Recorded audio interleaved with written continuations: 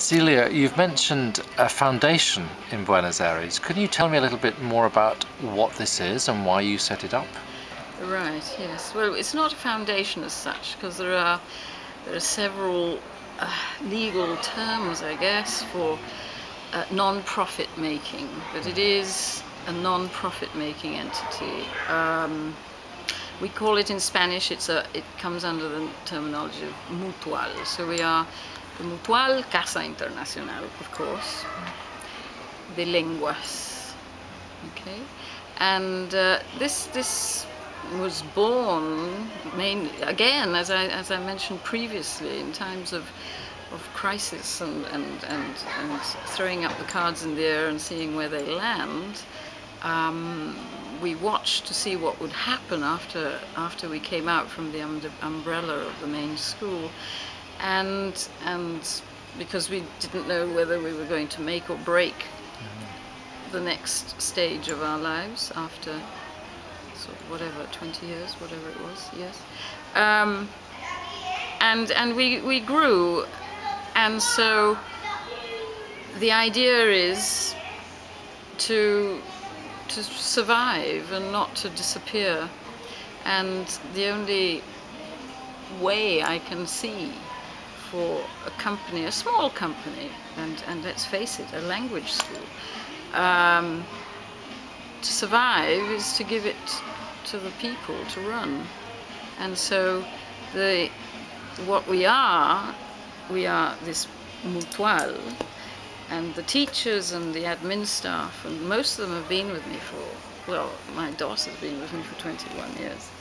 And the Argentine teachers are all pushing between 50 and 20 years with me. And I do say that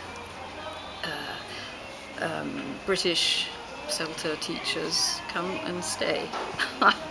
And so they're part of, they're socios as well. And so what it is it's just that. It belongs to the teachers. There are about 30 members, and I am the president, and it's run by a management committee of 5, of which the president is a member, and there's a secretary, there's a treasurer, and there are 2 concejales, which I don't know what they call concejales in English. What is a concejal? Well, anyway, they tell us what we have to do. And then there's a whole lot of fiscal and people in line management and the rest of it. So, and we have to have, and I do say we had our first annual general meeting, and we have to write boletines, we have to write articles and publish things we do. And it's going very well. And of course, we are tax exempt, and all profits go back into the school. And this, I think, is a formula for longevity. Do you think this vehicle provides a succession for when you want to move away from the school? Yes, because I'm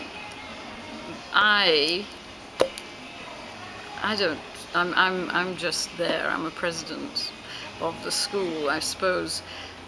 I can chuck in a few ideas, but the people, as you know, I can't see. I mean, I just scroll around and give people ideas, and I have a fabulous team who execute what I think, or say no, that's not going to work, or whatever. So they're in full capacity to carry on regardless whether I'm there or not. So yes, it can, and this is probably one of the reasons why I personally think it's a good idea. As I mentioned before, I got to start moving away. I'm 61, and I'm thinking about, well, what happens when I'm 65 or whenever. And yes, it gives me freedom, and the succession is within the school. And I think as I think it's a sort of taken a leaf follow John Haycraft's example, because if he hadn't turned his school into a trust, I don't think any of us would be sitting here doing these interviews. We'd have all been sold to to the British Council or to Kaplan or something, and that would have been it.